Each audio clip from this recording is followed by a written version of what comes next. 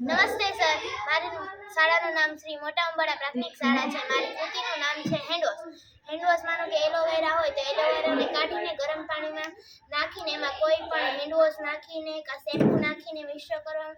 એવી જ રીતે ગુલાબ કરીને આપણે ગુલાબને એવી રીતે કરી શકીએ, ગુલાબનો રસ કાઢીને. અને તુલસીનો પણ એવી જ રીતે તુલસીને રસ કાઢીને અને ગલગોટાનો પણ રસ કાઢીને પછી એમાં ગલગોટા નાખી દઈ શકીએ. ઉબાડીને પછી માળા વેસ્ટમાંથી બેસ્ટ બનાવી છે. શંખને કલર કરીને આપણે માળા, બુટી અને બ્રેસલેટ બનાવ્યું છે.